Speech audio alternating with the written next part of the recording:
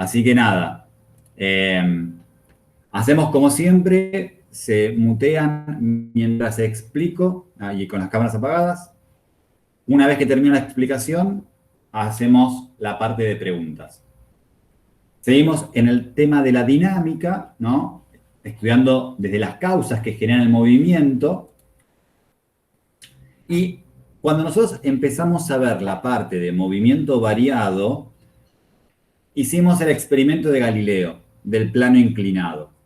Vamos a trabajar hoy sobre el plano inclinado.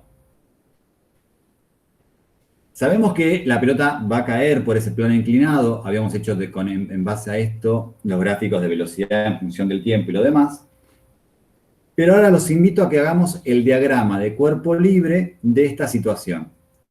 Para empezar, necesitamos un sistema de referencias. Y de la misma manera que cuando estudiamos el movimiento, dijimos, no nos conviene este sistema de referencias para estudiar el movimiento porque la pelota se va a mover sobre el plano. Entonces, como el sistema de referencias es arbitrario, voy a elegir un sistema de referencias que me sea más cómodo para estudiar el movimiento. Entonces, vamos a cambiarlo y vamos a elegir un sistema de referencias en donde el eje X sea paralelo al plano. Como el eje Y es perpendicular al eje X, nos queda de esa manera, es como que está inclinado. Ahora, la pelota, ¿para qué lado se va a mover? Va a caer por el plano. Entonces, también mismo puedo cambiar el sentido hacia donde considero positivo el eje X, y es lo que voy a hacer a continuación. Voy a decir que el eje X va a ser positivo para abajo, porque me gusta, porque quiero, porque puedo. Entonces, todas las posiciones de la pelota van a ser valores positivos. Ahora bien, como todo cuerpo que tiene masa, y estamos en la superficie de la Tierra, actúa la fuerza peso. La fuerza peso, esto es muy importante, apunta hacia el centro de la Tierra. Entonces, en este caso, a diferencia de otros ejemplos que estuvimos viendo, no está sobre el eje Y el peso, sino que está entre el eje Y y el eje X, porque apunta hacia el centro de la Tierra. Ahora, como está sobre una superficie la pelota, también sabemos que está la fuerza normal.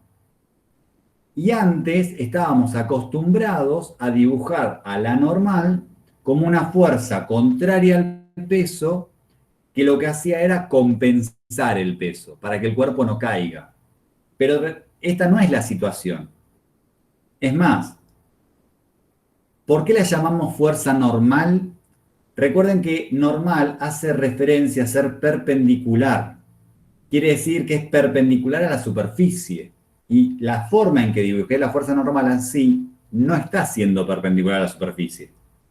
Por ende, así está mal, tengo que dibujar la fuerza normal perpendicular a la superficie. Entonces, en este caso, por la elección de mi sistema de referencias, la fuerza normal sí me queda sobre el eje Y. Bárbaro. Ahora, vamos a aplicar la segunda ley de Newton. Suma de fuerzas, masa es igual a la masa por la aceleración. Recuerden que acá, si bien no lo solemos escribir, esta es la forma completa para escribir la ley de Newton. Nosotros solamente usamos las letras como F igual a M por A. Acá aparece la letra sigma y además, arriba de la letra F y arriba de la letra A, aparecen unas flechas. Esto es muy importante.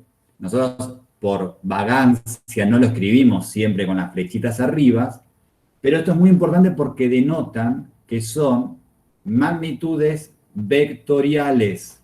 Y un vector está definido por la dirección, su sentido, su módulo y su punto de aplicación. Entonces, cuando aplico la segunda ley de Newton, tengo que acordarme que tengo que hacer una suma de vectores cuando dice suma de fuerzas. Tengo que hacer una suma de vectores. ¿Cómo se hacía la suma de vectores? Lo habíamos visto hace a principio de año, lo cual hizo que pasara un montón de tiempo y vamos a repasarlo. Para empezar, hay un método que era el del paralelogramo, que es el método más simple, en el cual lo que hago es, le saqué los nombres para trabajar como si fuesen cualquier vector y para que sea más claro el dibujo. Lo que tenía que hacer era, agarro, por ejemplo, el vector negro, me fijo en qué dirección está actuando ese vector. Y voy a dibujar una paralela de este vector donde termina el vector verde. Entonces, trazo una paralela del vector negro a donde termina el vector verde. A continuación, agarro este vector que estaba en negro y lo traslado, bien, donde había terminado el vector verde. Ahora voy a hacer lo mismo con el verde. Voy a agarrar la dirección del verde, voy a dibujar una paralela a esta dirección donde termina el vector negro y voy a agarrar el vector verde y lo voy a mover hasta donde terminó el vector verde. Ahí lo que se ve, un par de detalles de la animación que espero que puedan entender, que la fuerza resultante es la unión entre el punto donde estaban las dos fuerzas originalmente y ese punto que me quedó que se forma de la unión de estos nuevos vectores que yo trasladé. Esa es la fuerza resultante, lo cual tiene mucho sentido porque esto es lo que me quiere decir que el cuerpo va a experimentar una aceleración solamente sobre el eje X y va a hacer que obviamente el cuerpo caiga sobre el plano inclinado. Bien, esto es muy importante y vean que aplicando algo que en un primer momento por ahí no tiene que ver, que es la suma de vectores, estoy llegando a poder explicar por qué el cuerpo cae sobre el plano inclinado. Hay una fuerza resultante que hace que el cuerpo caiga hacia abajo. Es más, vamos a ver cómo sigue esto. Ahora, si el movimiento es solo sobre el eje X, ¿qué pasa en el eje Y? Bueno, a ver, analicemos lo que pasó sobre el eje Y. Para empezar, ven que corrí el lugar de donde estaba el nombre de peso porque me molestaba. Vamos a descomponer el peso. ¿Qué significa descomponer el peso? Yo ahora el peso lo tengo representado como como un único vector, una flecha que va hacia el centro de la Tierra. Pero voy a agarrar ese peso y voy a hacer como si, en lugar de que fuese una sola fuerza hacia el centro de la Tierra, voy a hacer como que fuese una fuerza que esté sobre el eje X y otra fuerza sobre el eje Y. Para eso se trazan, ven que tracé al principio una paralela al eje X y recién tracé una paralela al eje Y en donde terminaba ese vector.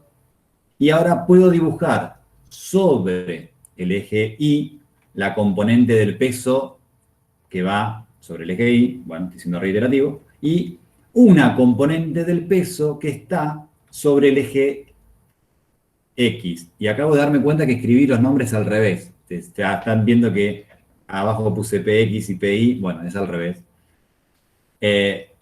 Vean que la fuerza que hace que el cuerpo caiga por el plano no es ni más ni menos que la descomposición del peso. Hay una componente del peso que apunta paralela al plano y es la que hace que el cuerpo caiga sobre el plano inclinado. Yo puedo entonces olvidarme de ese único vector y a partir de ahora en adelante estudiar el peso como esos dos vectores que aparecen ahí en la pantalla. Representan lo mismo, ¿sí? Por eso se llama descomponer, convertir una sola fuerza a dos fuerzas. ¿Qué gané al hacer esto?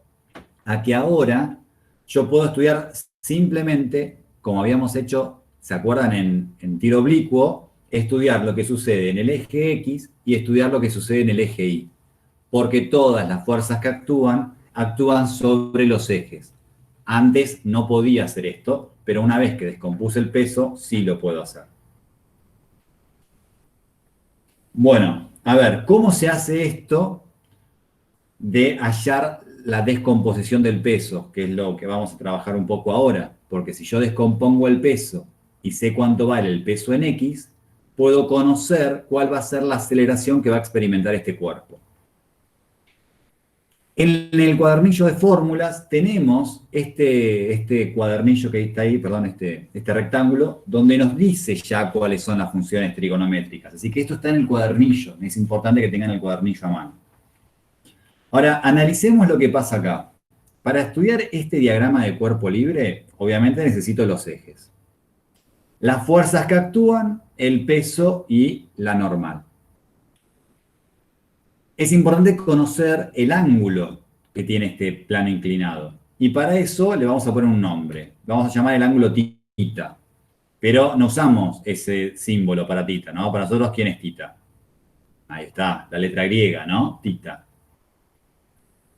A continuación, voy a explicar cómo usar ese ángulo. Miren, esto que voy a explicar ahora es para explicar después ese ángulo tita dónde lo vamos a trabajar. No hace falta que sepan la demostración. Esto es una demostración que hago una sola vez. Ustedes después, con que sepan ubicar dónde está este ángulo tita, alcanza y sobra.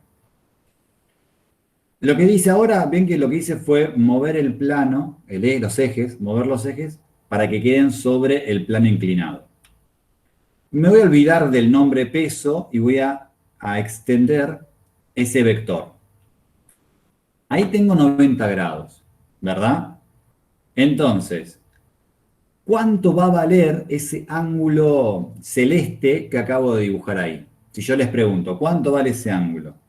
Ustedes tranquilamente me podrían responder que la suma de los ángulos interiores en un triángulo vale 180 grados.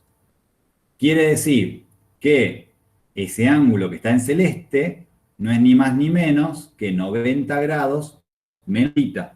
Eso es lo que falta para que la suma de esos tres triángulos, de esos tres ángulos interiores, dé 180 grados. Ahora, ¿y qué pasa con ese ángulo que marqué ahí violeta? A ver, los ejes, por definición, forman ángulos de 90 grados. Recién dije que el ángulo azul es lo que le falta, es 90 grados menos tita. 90 grados menos tita. Y el ángulo que está en violeta es un ángulo que sumado al azul me tiene que dar 90. Quiere decir que ese ángulo que está en violeta también vale tita. Bien. Lo importante es que ustedes puedan ubicar. A nosotros cuando nos den la inclinación de un plano inclinado, nos van a dar el ángulo tita, que es el ángulo que forma el plano con la superficie. Nosotros tenemos que ver que ese mismo ángulo es el ángulo que está entre el peso del cuerpo y el eje Y, considerando el sistema de referencias con esta inclinación. Esto que acabamos de ver es una demostración que no hace falta que ustedes sepan. Lo importante es que cuando ustedes vean un plano inclinado y les dibujen el ángulo tita que está entre el plano y la superficie, como está ahora dibujado, sepan que ese ángulo también se forma entre el peso y la componente Y del sistema de referencias. Con que sepan eso ya alcanza. Repito, la otra fue una demostración. Todo esto que quiero hacer es para que sepamos y podamos calcular la descomposición del peso. Ahora, veamos lo siguiente. Para hallar el peso en el eje Y, trazo la paralela y esa sería, ¿no ven? Ven que sigo escribiendo mal el X y el Y. Esto lo hice ayer medio tarde. Donde dice X, dice Y. Vamos a cambiar esto porque es un desastre. Hago una pausa. Pueden hablar si quieren, esto después lo borro. Qué papelón, che, qué papelón. ¿Se va entendiendo hasta ahora de mientras les pregunto? ¿O se durmieron? Sí, después yo tuve una duda. Ah, sí. Sí, No, yo también. Pero sí, se entiende, se entiende. Qué papelón, qué papelón. Y acá lo sigo Está bien, y X. Este no, está bien, es esto entonces, listo. Bueno, entonces seguimos. Ese sería el peso en I. Bien. Ahora, el peso vendría a ser la hipotenusa.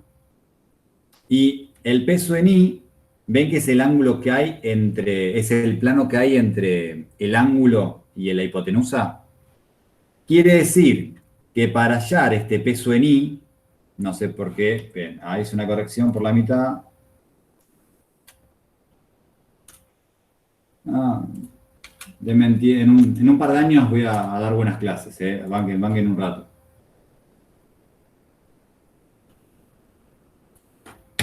Vamos de vuelta para la filmación. Repito, para la filmación así les queda. Esto ya estaba. No, papá. Bueno, entonces tenemos ahí.